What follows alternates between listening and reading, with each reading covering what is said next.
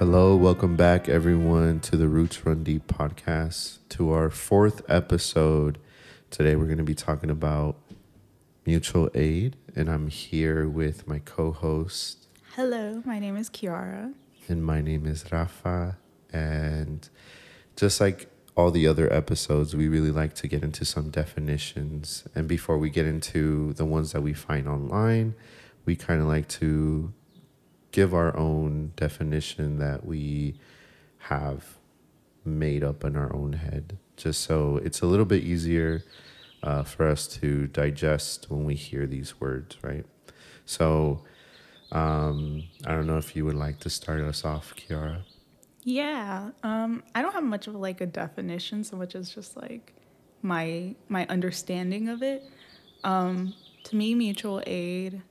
When I think of mutual aid, I just think of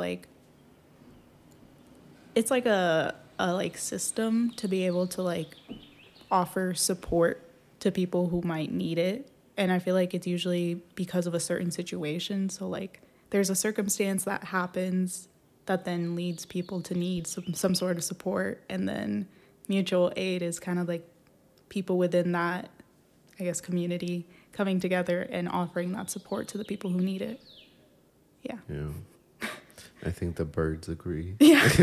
Today we're in a whole different kind of scenery. We're in our North Richmond office here at 411 Brookside Drive, and we have the windows open. It's really hot today and the birds are chirping. But yeah, I think that's a very good understanding of what mutual aid is. And I kind of feel like I have that very similar understanding of you showing up with the intentions of helping out the person who is hurting or, is in need. And especially I feel like it's more important when it comes from a person from that community. So for example,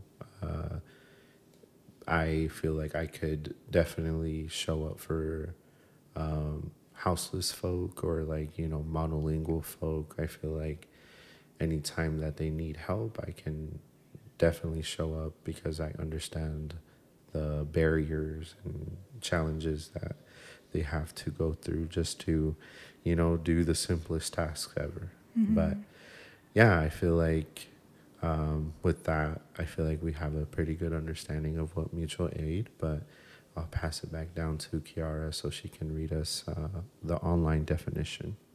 Yeah, so the definition that I have, I actually got from the Climate Justice Alliance website. They have a really cool blog post about mutual aid and just talking about different principles and what it is. So the definition that they posted is mutual aid consists of the collective actions it takes to support community well-being and reaffirm that all lives have inherent value. We all have needs, and we are all capable of helping each other to fulfill some of these needs. This approach is distinctively egalitarian and rooted in reciprocity and agency. Very lengthy Yeah. definition, but I think it hits all of those markers that we were talking about. Yeah, and how does that make you feel, Kiara? Like the definition itself that we just read. I'm kind of because I'm really focusing on the first part because I can see, obviously I see it right in front of me, it's on my screen, but it says mutual aid consists of the collective actions, and that part about collective actions is, I think, really interesting because I think it kind of is different than what I was saying originally of an event or something specific happens and then there's the domino effect of the mutual aid comes after. And it seems I feel like I was framing it more of a one-off thing versus collective actions. It's I feel like there's a lot more consistency in that. And it, I think in my mind, I'm thinking of not even just the same group of people having that mutual aid come up multiple times, but more of a web of people. I'm kind of thinking of multiple people having their own versions of what mutual aid is, and that all together is a collective action. yeah, I don't know. I'm like reading it through. No, yeah, definitely. I feel like the more we think about it and how like it's a collective thing, I feel like it really opens it up to a point where we start realizing that like it's usually the community who's showing up for the people who are hurting or going through a really hard time. It's usually kind of just how like in the very first episode when we were talking about how the community knows exactly what it needs. Mm-hmm. I feel like that collective knowledge of like, for example, right now, like we want Chevron to stop polluting our air, right? Mm-hmm. So then how can we collectively help each other to, you know, not live with that being such a hard thing right now? Yeah. And I think that ties into another aspect of this blog post where they're talking about one of the principles of mutual aid being, in quotes, solidarity, not charity. So, like, knowing that it's coming from the community, it's not, you use the example of Chevron, right? It's not just Chevron, what Chevron does of just throwing money, Yeah. throwing money at people and being like, oh, we're doing a great thing. It's charity. Solidarity is like actually showing up. And like, there's a lot more support, I feel like, in that versus like, here, take this thing and like kind of just be thankful for it, which is not really what mutual aid is about. Yeah. And I really like that, like, focus on, like, solidarity. I feel like it's usually, like, when we think about it, it's more, like, you kind of have to know and understand, be, like, I don't want to say educated, like, you're reading it off of a textbook, but really educate ourselves in understanding why there's these issues and why we have to become these professionals and show up for those people.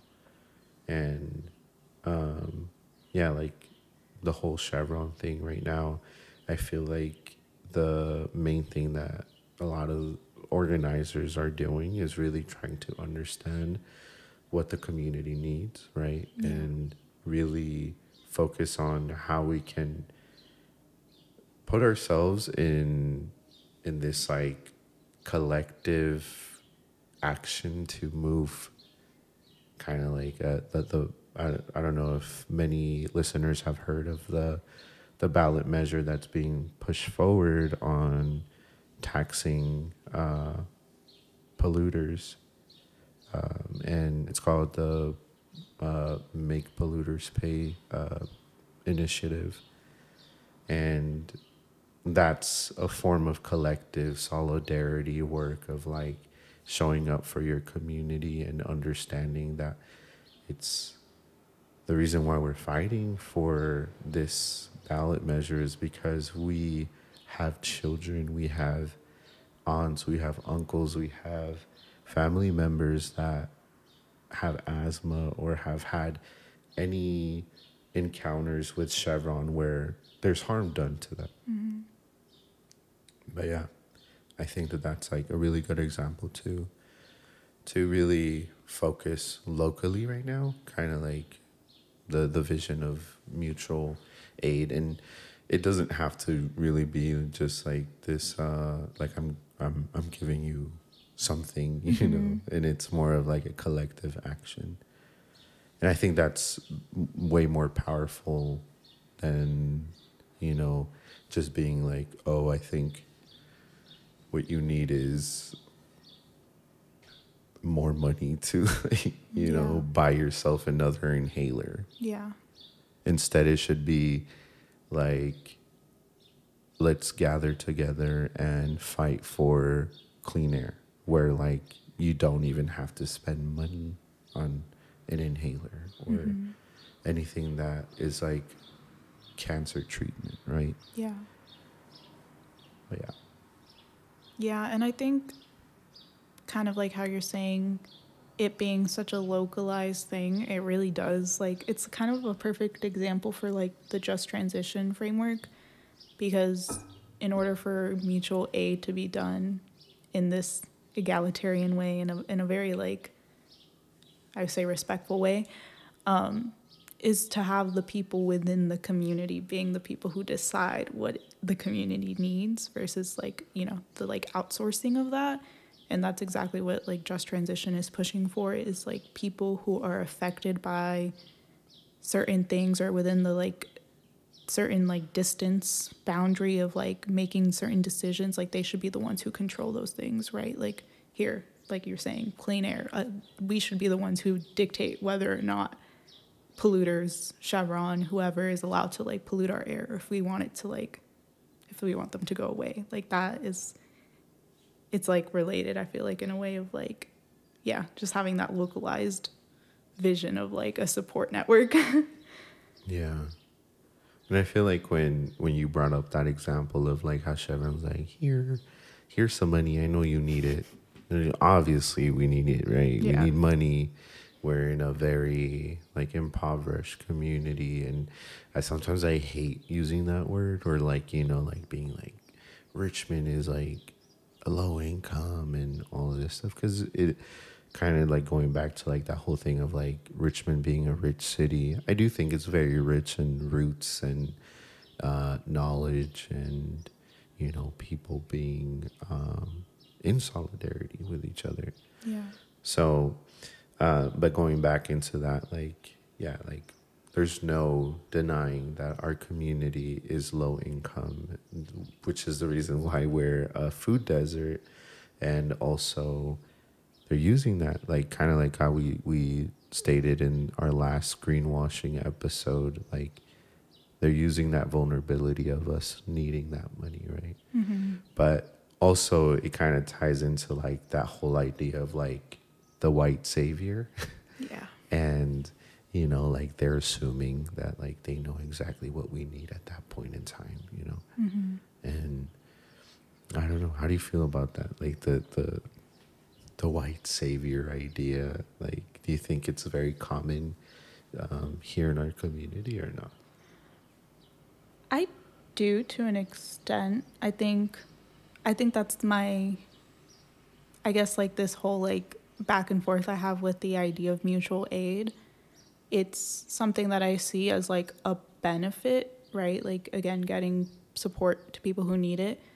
And at the same time, I'm kind of like going into that white savior complex thing of like, I think that a lot of times it is like you were saying, like the idea of greenwashing or co-opting, like people are taking this thing that has really good intentions and is a really like meaningful and powerful thing, and kind of using the same words or like the same phrases to kind of change what it means. I feel like a lot of times when people say mutual aid, it is that idea of like, we're giving charity to people. Like we are helping the less fortunate. We're helping the people who like don't have anything, quote unquote. Mm-hmm. And it's like, even if those things are true, that shouldn't necessarily, like, I feel like that's not where like the intention of like why you're giving mutual aid should come from. I feel like it should come from like a genuine like respect for other people, and like understanding that like other people are just like you, right? They're people, they have basic needs, they have other needs maybe because lifestyles and other differences. And I feel like that's kind of what happens when like things get too big, right? Like moving away from like localized communities, like the bigger you expand things, even if other people maybe from like, I don't know, the other side of the country might have like good intentions in trying to provide mutual aid to us here, like at the end of the day, they don't know exactly. And like, of course, technology and like communication is a lot different and faster nowadays. So like there are ways you can make up for that. But I think there is like a bit of a disconnect when you're not a part of the community to then say like, this is what these people need. And I think that's what gets lost in translation, especially with like bigger companies and things like that. Like they don't, for them, it's not about the people so much. It's more about the optics of like the way how things look. Like we look like good people, or we look like a good company or whatever, just to be able to like provide stuff for people. So it's like, I think it's like a very fine line that needs to be at least like acknowledged. I think is the most important thing. I think it's like one thing to tell people like, I don't know. I feel like I don't agree with like policing people and being like, oh, you're not doing it for the right reason. Because at the end of the day, if you're doing it, you're doing it. Like, you know, I think that's already like a lot better than doing nothing. But at the same time, it's like, I think it's up to us individuals who are like offering mutual aid or offering support or like volunteering, whatever it is, to kind of like check on yourself in a way and be like, why am I doing this? And like, how am I doing it? I don't know. I feel like it's just kind of like one of those things you have to like be aware of and like constantly questioning yourself. And it's not to like stop you or get you to not do it, but it's like make sure you're doing it for the right reasons, communicate with other people, the people in the community, right? Like I think there's a big value in just kind of being honest and asking people, right? Like what do you need? Like how can I help? I think is like way more meaningful and impactful than just like, here you go. Like, you know? Yeah. Oh, yeah. Sorry. That was my little rant. And I kind of want to go back into that idea of like how it is very individual. And it's not to say like that like it's individual in a sense of, I don't know how to word it, but like greediness or like I'm gonna only give this to this group of people, right? Like, and I'm not gonna give it to another group. And it's because we're giving the thing or that mutual aid to the group that really needs it, right? Because that's what they said they needed. And then like the other group, I'm not gonna give them the same exact thing because they need something completely different, right?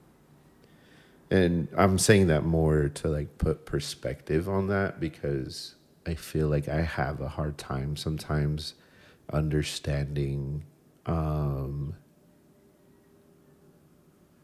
of like what some community members might need help in. Here in North Richmond, I feel like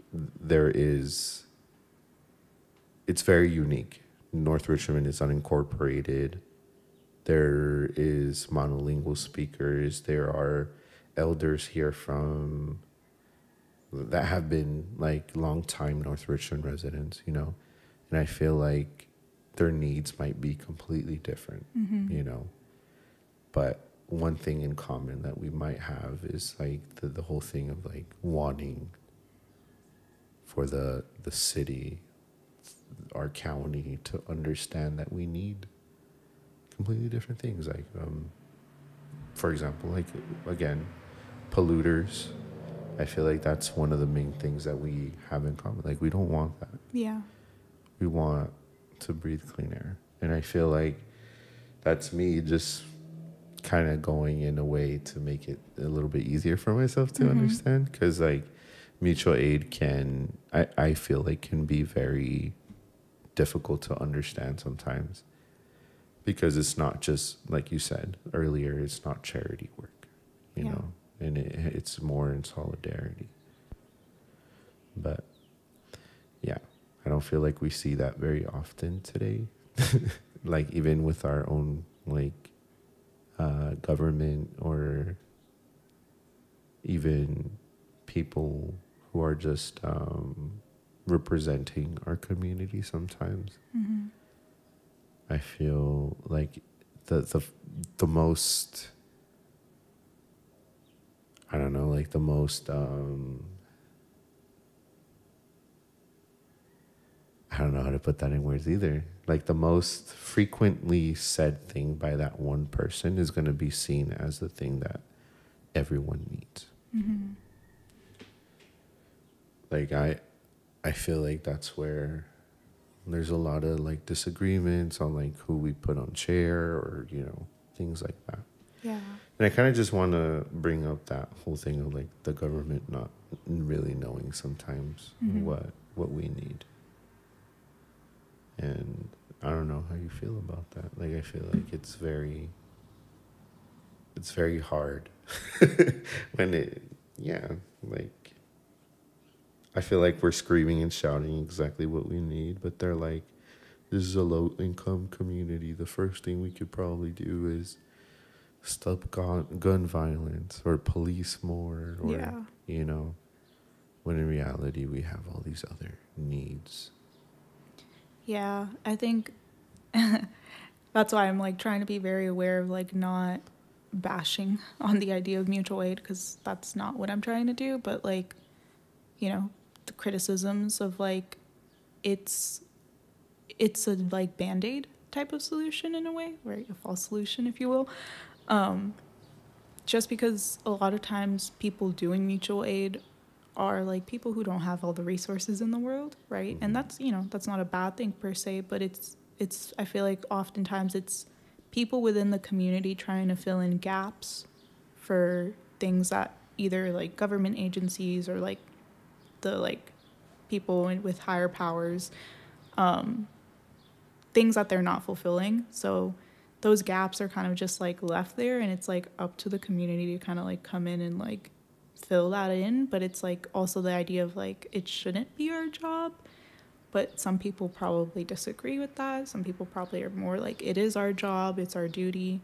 And it's like it's really interesting because you can kind of like talk in circles and Yeah. like, you know, go over all the different perspectives. But at the end of the day, like I do think that, right, these we have these government agencies for a reason. They have jobs. A Yeah. lot of times these are their jobs, and like you realize how things are just not being done, or like people just don't really care. So it's like that idea of like it shouldn't be our job to take this on, but at the end of the day, like who else will? Yeah. Exactly. And the rooster is agreeing. I don't know if you guys could hear it in the background. But yeah, like going back to like what you said about like it is their job, you know, and honestly sometimes I feel like they do a really bad job Mm-hmm. at what they're supposed to be doing. And having, you know, even like I said before, the community like shouting and screaming exactly what we need. I feel like it's sometimes just not seen, and it's just glazed over. And, you know, I feel like that's where a lot of us start trying to fulfill what they're lacking, which is understanding the community and really showing up for them in the ways that, you know, the government is not, Mm-hmm. you know. So one of the examples that I was thinking about right now too is locally of mutual aid and understanding. We already touched on how like a lot of us want to breathe clean air, and back in 2020, Urban Tilth decided to partner up with Richmond Our Park Coalition to create these fire kits. And the fire kits were created due to the red skies that were happening around that time, where there was a bunch of wildfires that were going on, and, you know, our skies looked red. And at that same time the pandemic was like at its peak, and you know, not just those two things, but like Chevron polluting our air. You know, there was an addition to all the bad things that were happening at that time. But we partnered up again, like I said, and created these fire kits to better support the respiratory systems of our community. Again, North Richmond has a higher rate, 2 times higher of a rate for children to have asthma than in just the county of the Contra Costa County. So with that being said, I feel like that's a great example of us understanding. Being a North Richmond resident myself, I feel like I know that the tinctures and herbal teas and steams that we have in those kits really help us out. And we started off with like providing masks and COVID tests because that was one of the main things that a lot of people needed. And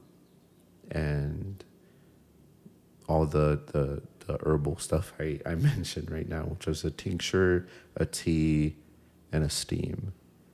And that really puts us in an advantage when it comes to, not really an advantage, I don't know how to word it, that, you know, providing those natural medicines kind of give us a little bit more of like space for us to, you know, better our respiratory systems. And also, like, for example, we have people in the community that have inhalers, and you know, those inhalers are prescribed to be used at certain times sometimes, and you can't, you know, sometimes do a triple pump. So in between those pumps, you really need help sometimes, especially like when it's fire season. You could take a droplet of the tincture or drink some tea or even do the steam, right? Yeah. I feel like that kind of allows us to have more room and space to, you know, feel like, you know, oh, I can breathe a little bit better. But yeah, I feel like that's a good example. Yeah. And kind of like what you were saying about like how we like have like changed or like taken things out, added things like over the years. I think that's like, it kind of goes to show like why it's important for it to like live within the community, because like we can make those changes like from year to year. Like that's pretty quick, versus like if this was like being given as like, you know, federal support or something, like it would take 3 weeks and then another year and then another 2 years, and like, you know, just the timeline keeps being extended for like how quickly these changes can be made, versus like we get the feedback pretty directly from people. Yeah.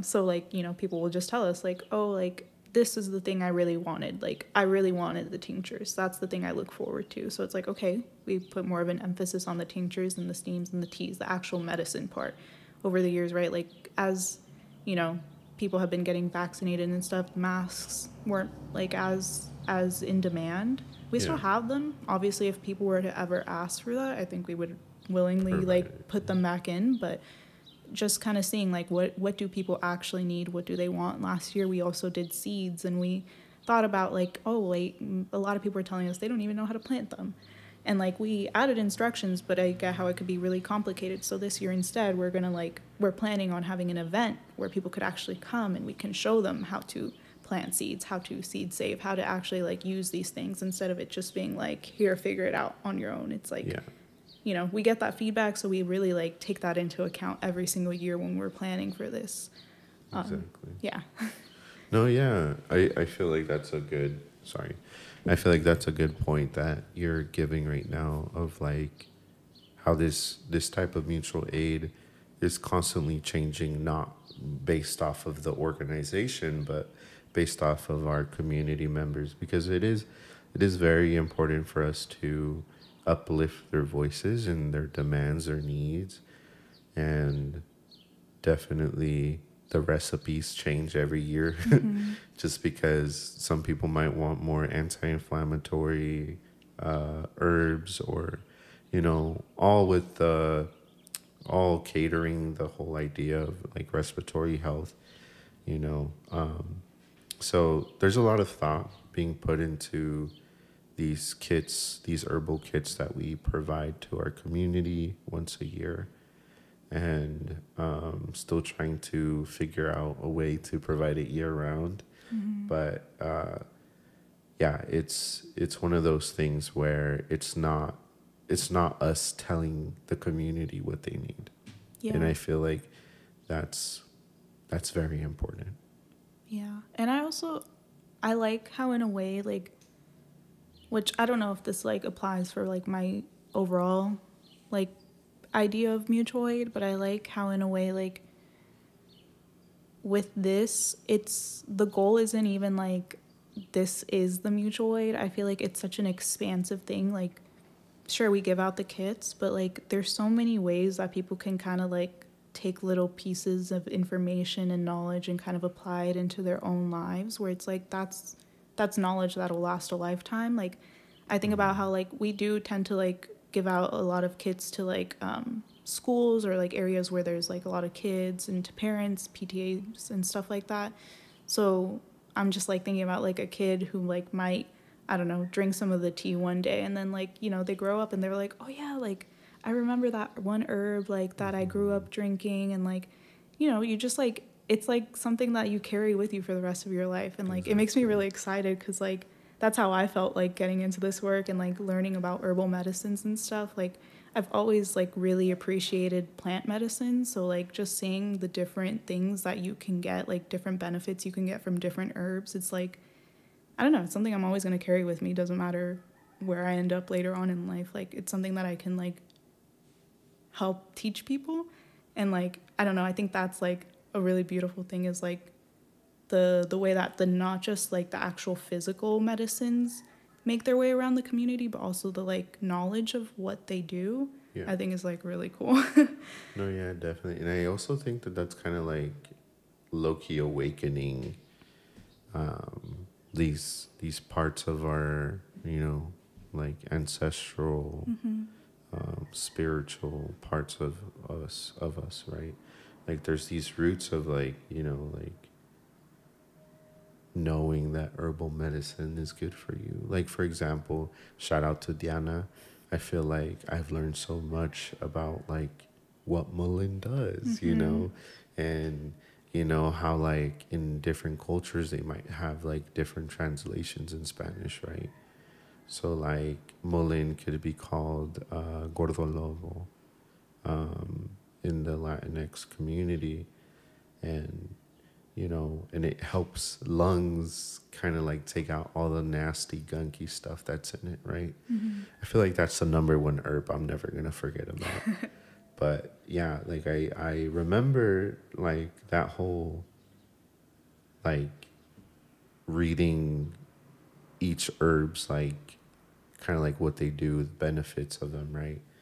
And then just being like, oh, I'm so glad that like this thing is being provided, because we're not just giving these herbs and being like, oh, it's good for you. You know, it's like, you know, there's knowledge behind it, and there's a lot to learn still, and how like each herb kind of like they work pretty well together, you know, and like tomando té de manzanilla, some chamomile tea. I feel like I never really knew the benefits of it until, you know, I started working here and working closely with Diana. I feel like I was always told to just drink manzanilla tea if I was feeling stressed, you know, and I thought it was just because it was a warm tea that I'm drinking. It makes me feel warm and good, which is part of it, but also it has properties that make us feel calmer and, you know, brings down our anxiety levels.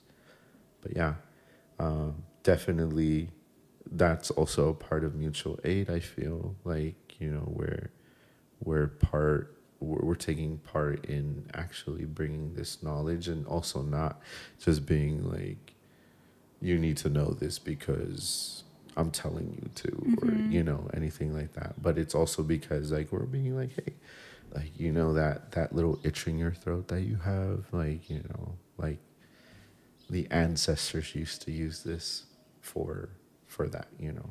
Yeah. And I think that's like, I think it's really rad because like I've noticed like, yeah, kind of tying into that like white savior complex thing of like, we're, like you said, we're not like, oh, like we know all these things, like here's this information, we teach you. I feel like as you have these conversations with people, like you're saying, like they have their own translations for like certain herbs and stuff. They already have parts of the knowledge, and so like they start connecting the dots, and it's just like, it's a really like cool thing to like see like people kind of being like, oh yeah, like that makes sense. Like I've drinking this, you know, tea for like years, and so like I get why that would help with like, I don't know, inflammation or whatever. And it's like, I don't know. It's like cool because it's like we're just reconnecting with the roots, right? Like Exactly. they're already there. We're just kind of like tying like everything back to them. Yeah, like nourishing it. Yeah. Yeah. No, definitely. It's like a full circle thing where we're taking care of ourselves. Yeah. And it's not from like a doctor's perspective. It's Mm-hmm. more of like a community member that, you know, has the ability to, you know, provide some of the knowledge that, you know, that was passed down for generations. But yeah. But in that note, we're wrapping up the podcast and kind of just wanting the listeners to share their thoughts on what mutual aid means to you, and also how do you feel about the definition. I feel like there's a lot of room to understand it in your own way, and having some parts where you're just like, like I shouldn't be doing it, or we should be doing it even more, you know, kind of just how you were saying earlier, Kiara, how like there's a lot of contradicting things that can like arise with the whole thing, right? Like your intentions can be there, but sometimes it can come off pretty, I don't know, like, you know, white savory. But yeah, definitely just want to open it up for the audience, and you know, and if you don't feel like answering that question, then, you know, just feel free to drop down a comment and, you know, say thank you to Kiara for, you know, giving out these definitions each episode, or, you know, something heartwarming. Or if you don't want to leave a nice comment, you can leave a mean one too, but we appreciate the nice comments. But without further ado, we're giving you guys your time back. See ya. Thank you for listening.